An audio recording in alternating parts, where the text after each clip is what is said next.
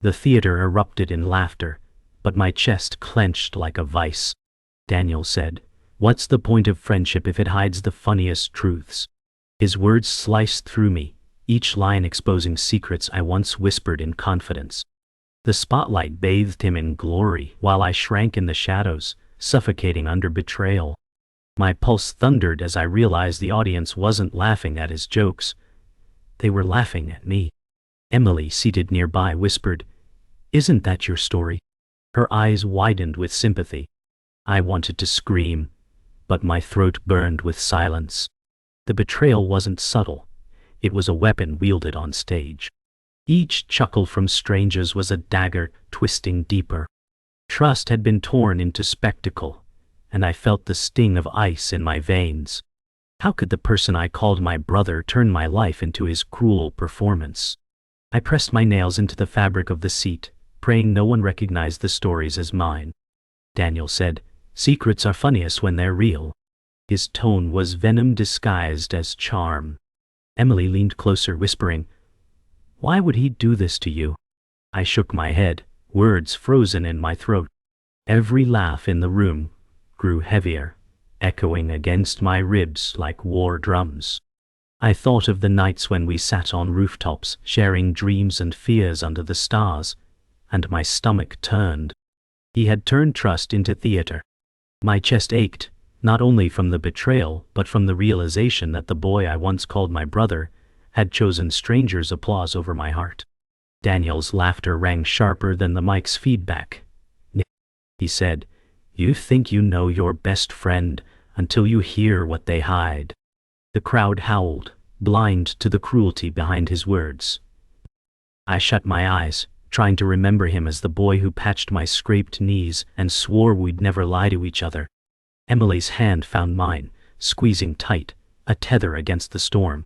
The theater reeked of stale popcorn, and yet the bitterness in my mouth was heavier. Betrayal doesn't arrive like thunder. It creeps in with a smile and strikes when you're weakest. He wasn't just mocking me. He was rewriting our friendship into a circus act. The audience's laughter dulled into a roar in my head, like crashing waves. Daniel said, "You can't trust someone who cries too easily," and I felt the knife twist deeper. I remembered nights when I trusted him with every fragile truth, believing his silence meant safety. Now that same silence betrayed me. My vision blurred, tears burning behind my eyelids, but I refused to let them fall in front of strangers. Emily whispered, "You deserve better than this cruelty." Her words steadied me, but rage coiled beneath my ribs. I realized this wasn't just comedy, it was war. He had chosen the stage as his battlefield, and I was his sacrifice. My body buzzed with the urge to run, yet my feet stayed frozen. Daniel raised his arms, bowing as laughter cascaded around him like thunder. He said, "Sometimes the best material is borrowed from the people you know best." His eyes flicked toward me, a cruel glimmer sparking. That single glance confirmed everything. This wasn't ignorance, it was intent. He wanted me to hear every word, to feel every cut. Emily whispered, "You can't let him destroy you here." But it was too late. The damage was done, etched in the laughter of hundreds. Betrayal wasn't whispered in private. It was shouted under bright lights, and I was left drowning in its echo. The night after the performance, I paced my room, the glow of streetlights spilling through blinds like broken bars. Daniel messaged, "You know it's just comedy, right?" My stomach twisted at his casual tone. I typed, deleted, and typed again, but nothing felt strong enough to match the wound. Emily had called earlier, her voice trembling with anger as she said, "He knew what he was doing, Sarah." I wanted to believe she was wrong, that he didn't mean to crush me, but the silence of my room told me the truth. Betrayal doesn't always arrive in shouts. Sometimes it lingers in the words not said. The next morning, I saw Daniel waiting by the cafe, leaning against the brick wall with his usual grin, but it looked sharper now. He said, "Why are you avoiding me?" His tone was light, yet a shadow lingered beneath it. I forced a smile, saying, "I just needed space." The words tasted bitter, fake, like I was feeding him the same half-truths he gave me. He laughed, but his eyes narrowed, studying me the way one studies an opponent. Emily walked up, her glare sharp, her voice ablade as she said, "Some jokes cut too deep, Daniel." The moment cracked like thin ice underfoot. We sat inside the cafe, the smell of roasted beans heavy in the air. Daniel leaned back saying, "You're being too sensitive. People loved it." His smirk carried the same sting as his words on stage. My throat burned, but I whispered, "They laughed at me. Not with you." Emily stirred her coffee, her spoon clinking like a ticking clock, and finally snapped, "Stop pretending it was harmless." Daniel's eyes flickered with annoyance, but he masked it quickly, raising his cup with mock cheer. In that small cafe, friendship felt more like a negotiation, and trust was the price being haggled away. Later, I walked alone by the river, wind tugging at my jacket. I replayed every laugh, every line, each one echoing against the water's dark surface. I whispered to myself, was I just his material all along? The question gnawed at my chest. Daniel's voice haunted me, not just on stage but in every memory we shared. Emily's warning echoed, sharp and unshakable, "He chose applause over you." The river flowed steady, indifferent to my storm, and I realized distance might be my only shield. Yet even in silence, betrayal's weight was louder than any scream. That evening, Daniel called, his voice smooth but brittle beneath the surface. He said, "You know I'd never really hurt you." My heart pounded as I replied, "You already did." Silence stretched across the line, heavier than any words. I remembered his laughter on stage, the way he relished the crowd's applause, and I knew apologies couldn't unmake the wound. Emily texted, "Don't let him gaslight you." Her words glowed on my screen like a flare in the dark. Betrayal doesn't vanish with excuses. It lingers like smoke, choking every memory it touches. And I could feel it seeping into everything. The week dragged like a weight tied to my chest, every moment echoing with his laughter. At the library, Daniel leaned across the table, whispering, "Why are you acting like a victim?" His grin was casual, but venom leaked from every word. My fingers tightened on the wooden table edge, nails scraping its surface as I whispered back, "Because you made me one." His chuckle sliced through the silence, loud enough to sting, soft enough to pretend it wasn't cruelty. Emily sat nearby, her glare sharp as glass, eyes narrowing as if her silence was its own accusation. Daniel leaned back with the arrogance of someone who knew he held control, acting as if betrayal was entertainment. Between us, silence grew heavy, no longer a comfort, but a battlefield. I could feel it. Trust was not just broken, it was bleeding, and every second in his presence pressed salt into the wound. That night, I climbed onto the rooftop, where we once swore our secrets would stay safe. The city lights flickered like broken promises, each one blurring into a smear of memory. Hugging my knees to my chest, I whispered into the cold wind, "We swore forever." The words evaporated into the night like smoke, fragile and unclaimed. Memories of Daniel's laughter, his arm around my shoulder, and his voice swearing loyalty replayed like a broken record. But now those memories felt poisoned, every image of him twisted by betrayal. His absence still felt heavy, his shadow etched into the skyline. Emily's warning from earlier throbbed in my skull. Distance is the only cure. My heart wanted to believe her, but my chest ached with the truth. Betrayal isn't just losing someone. It's losing the part of yourself that trusted they would never leave you broken. At the cafe the next day, the scent of coffee and sugar clung to the air. Daniel leaned close to Emily before I arrived, his tone sweet like honey yet sharp as broken glass. He said, "You know Sarah always overreacts, she's always been like this." Emily's hands froze on her coffee cup, eyes narrowing. She replied, her voice low but edged with fire, "Stop twisting the truth." Daniel smirked, brushing off her defiance like a nuisance, but I saw a flicker of irritation break through his mask. When I walked in, silence fell, heavy and immediate. Daniel straightened, flashing me the same grin that once made me trust him. Now, hollow and cruel. Emily's clenched fists trembled slightly on the table, the porcelain cup rattling against its saucer. My chest tightened as I stood frozen at the door, realizing his charm wasn't just for me. It was a weapon he wielded against anyone who dared to stand with me. Outside, under street lamps glowing faint gold, I finally confronted him. My breath fogged in the night air as I said, "Stop dragging Emily into this." Daniel scoffed, running a hand through his hair, his voice dripping with arrogance as he replied, "She needs to know you're not innocent." The word cut deeper than I expected. Innocent? My heart pounded, anger sparking like fire in my veins. I had given him my loyalty, every secret, every fragile truth, and now he was painting me as the villain. Cars hummed past, headlights spilling fleeting light across our faces, yet neither of us moved. His eyes held that mocking glint, the same look he wore on stage, as if everything, my pain, my loyalty, my tears, was just another punchline to him. Silence stretched between us, filled with everything I wanted to scream but couldn't. That evening, Emily arrived at my apartment, her hands trembling as she held out a worn notebook. She whispered, "Sarah, he used this." My chest collapsed as I recognized it. The journal I had written in when we were teenagers, pages filled with secrets, pain, and fragile hopes. I opened it with shaking hands, each word screaming betrayal. Daniel hadn't just stolen my voice. He had stolen my soul. Emily's eyes glistened with sorrow as she whispered, "You trusted him, and he turned it into his performance." My tears finally fell, blurring the ink as I clutched the notebook to my chest like a wound. Betrayal wasn't only public now.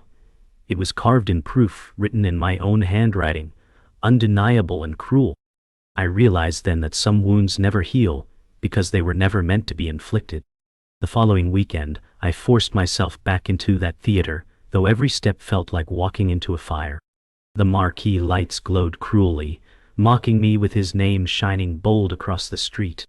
I sat down, heart hammering, praying he would show remorse, praying I was wrong. The house lights dimmed, and the stage exploded with brilliance. Daniel walked out with that same smirk, microphone in hand, confidence dripping off him like poison. His voice rang clear.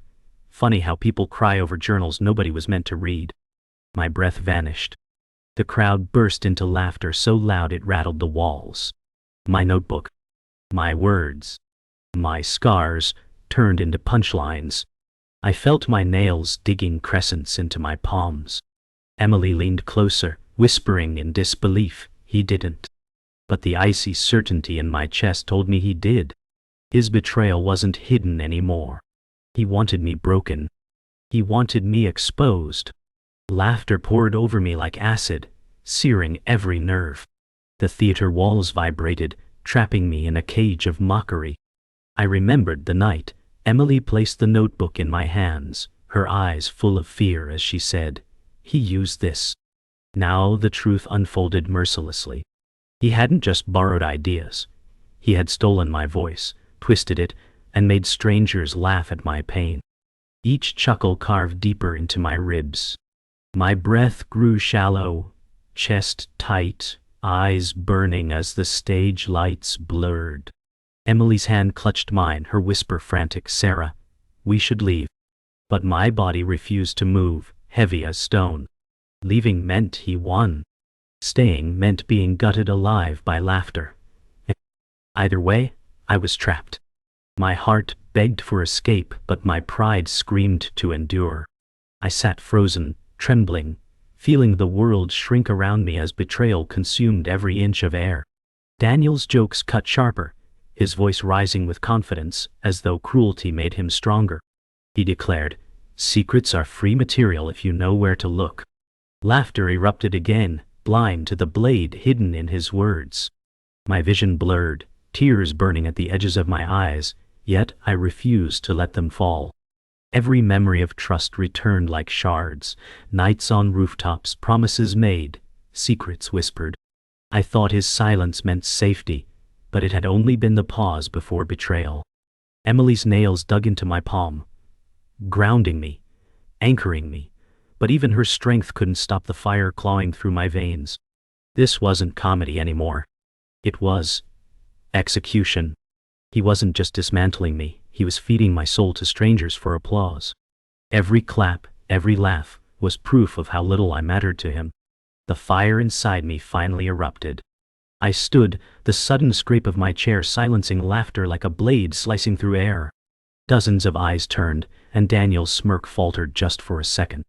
My voice shook but carried, fueled by fury. "Those are my words, Daniel." Gasps rippled through the crowd, an audible shift, laughter dying like a flame doused in water. For a moment, silence swallowed the room whole. Daniel's face twitched, cracks breaking through the mask of confidence. He forced a laugh, voice strained. "Relax, it's just a joke." But no one laughed. No one echoed him. The spotlight that once glorified him now revealed the truth. For the first time, he wasn't the man commanding the stage. I was. My voice trembled, but it cut through the silence like thunder in a storm. The silence fractured into hushed whispers, nervous glances traded between strangers. Emily rose beside me, her voice firm but steady, slicing the air. "Everyone here knows what you did." Daniel's jaw locked, his smile fading as his facade cracked under the weight of her truth. My heart thundered, my breath ragged, but I felt the shift. For once I wasn't the one stripped bare. He was. His arrogance shrank under the silence of the very crowd he craved. I turned toward the exit, each step heavy, but each one reclaiming dignity he had tried to steal. Emily followed close, her hand brushing my arm, a silent vow that I wasn't alone. Behind us no applause came, no laughter echoed. Only silence. And in that silence, his empire of betrayal collapsed, leaving him exposed under a light that no longer felt golden, but mercilessly cold. I stormed out of the theater, the cold night air striking my face like a slap, but footsteps followed close behind. Daniel called, "Sarah, wait."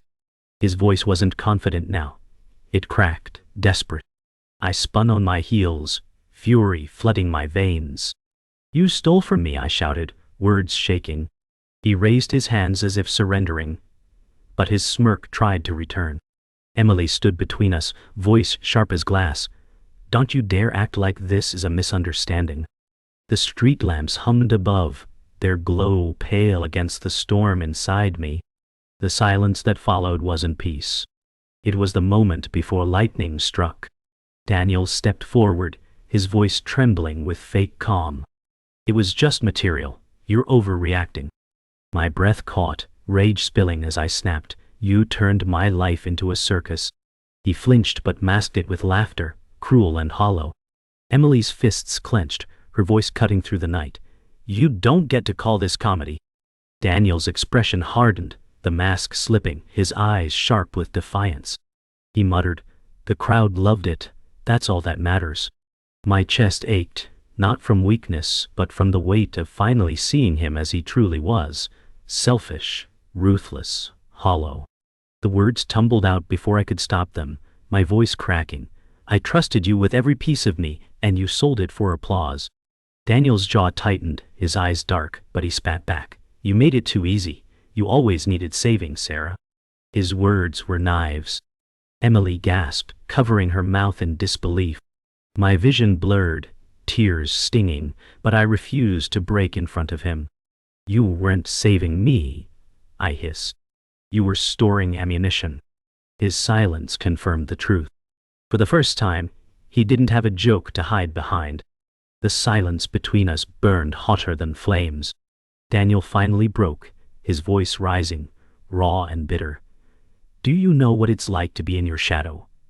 To always be the friend who listens but never shines?" His confession sliced through the night, sharp as glass. I staggered back, the revelation colliding with rage and sorrow. "You envied me," I whispered, the words trembling. "All this time you weren't my brother. You were waiting for the chance to break me." Emily's voice trembled with fury. "You destroyed her for your pride."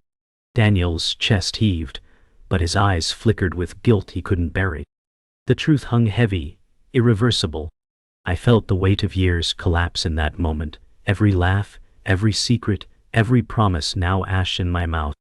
My voice broke but didn't falter. You didn't just betray me. You betrayed every version of us we could have been. Daniel froze, words trapped in his throat. Emily slipped her arm around my shoulders, steadying me as my body trembled. His smirk was gone. His arrogance gone. All that remained was the hollow shell of someone who had traded love for applause. I turned away, each step tearing me from the wreckage of what we once were. Behind me, the silence roared louder than any laughter he would ever earn again. Days passed, but the weight of that night clung to me like smoke. I sat in my apartment, blinds half drawn, the morning sun bleeding through in fractured beams. My notebook lay open on the table, its pages scarred by memories now weaponized. I whispered, "You were supposed to protect me," though the room swallowed my words whole. Emily brewed coffee in the kitchen, her presence steady like an anchor. She said, "You survived him, Sarah. That's what matters." My chest tightened because survival didn't feel like victory. It felt like standing in ruins and calling it progress. I walked through the park later that afternoon, leaves crunching beneath my shoes, autumn winds biting at my cheeks. Families laughed around me, but their joy felt like a language I no longer spoke. I whispered, "Was I just blind all these years?" The question tasted bitter. Emily joined me, her scarf whipping in the breeze, her hand brushing mine. She said, "You saw the best in him. That's not weakness, that's love. He betrayed that, not you." My eyes stung, because her words lifted some weight, yet pressed another deeper. Betrayal doesn't erase love. It poisons it, twisting warmth into scars. That evening, I passed by the theater, its marquee glowing like a wound refusing to close. Posters with Daniel's face still lined the windows, his smile taunting me. A group of fans stood outside, laughing, waiting for tickets. I froze, my chest twisting. He was still celebrated, still adored, while I carried scars he had carved. Emily's hand touched my arm gently, grounding me. She said, "Let them laugh. They don't know what it cost you." I turned from the lights, swallowing the ache. I realized then, justice doesn't always roar in applause. Sometimes, it lives in the silence of walking away. At home, I lit a single candle and opened a fresh notebook. My hand trembled as pen touched paper. The first line I wrote wasn't about Daniel, but about me. I'm not what he made of me. The words felt raw, shaky, but real. Emily watched quietly from across the room, her silence supportive, like a shield I didn't know I needed. She whispered, "Write it all down. Take it back." Tears streaked my cheeks, but for once they weren't only sorrow. They were release. Betrayal had tried to erase me, but ink became my rebellion. Each word I wrote was a brick rebuilding what he had tried to destroy. Later, I stood before the mirror, my reflection pale but steadier than before. I whispered, "He broke us, but he doesn't own me." The words echoed in the quiet, fragile yet powerful. Emily stood in the doorway, smiling softly, saying, "That's the strength he'll never take." My chest lifted with a breath that felt almost free. The scars would remain, yes, but they would no longer be his stage. They would be my proof that I endured, that I rebuilt. Betrayal had ended a friendship, but it had not ended me. For the first time I believed that. The days blurred, but the storm inside me never fully quieted. Walking downtown, I saw Daniel from across the street. He was alone, standing under the glow of a dim neon sign, scrolling his phone with a hollow look. The sight hit me harder than expected. This was the man who once carried my secrets like sacred vows, now just a performer, clinging to fading lights. Emily noticed him too, her voice low as she said, "He doesn't look like he won." My chest tightened, because she was right. Betrayal doesn't make anyone stronger. It leaves both sides in ruins, only one pretending it was worth it. We passed him without a word, but his presence lingered like smoke behind me. Emily whispered, "He'll never admit it, but he lost more than you." I swallowed hard, eyes fixed ahead. She didn't understand. He hadn't just lost me, he had destroyed the version of himself I once believed in. My reflection in the shop windows looked tired, older somehow, but steadier. Betrayal forces you to grow in ways you never wanted. I thought, maybe strength isn't in forgiving or forgetting. Maybe it's in carrying the scar without letting it own me. For the first time, the wound didn't bleed. Later, I sat by the river, the same place I once whispered my fears to him. The water shimmered under the moon, carrying fragments of light across its surface. I whispered, "We promised forever, and you broke it for applause." My voice cracked, but this time it wasn't weakness. It was truth spoken into the night. Emily sat beside me, silent, her presence a steady weight against my shoulder. I thought of the years we spent building a friendship I thought unshakable. Now, all that remained were echoes. Betrayal doesn't erase love, it stains it, a mark you can never wash away. Back at home, I stood in front of my notebook again, its pages filling with words that belonged only to me. Each line was no longer a wound. It was armor. Emily leaned against the doorway, smiling faintly, as though she could see the shift happening inside me. I whispered to myself, he turned my secrets into his stage, but he can't silence my voice. For the first time, the act of writing didn't feel like bleeding. It felt like reclaiming. Betrayal may have broken our friendship, but it had forged something he could never touch, my resilience, my truth. On the final night, I stood at the window, city lights glittering like broken glass across the horizon. My reflection stared back, no longer fragile, but scarred and steady. I whispered the words that would stay with me forever. He didn't just betray me, he betrayed every version of us we could have been. The line tasted like fire, quiet but final. Emily's hand rested gently on my shoulder, grounding me. Daniel's laughter might still echo somewhere, but it no longer owned me. The stage was his. The scars were mine. And the silence I carried would always speak louder than his applause.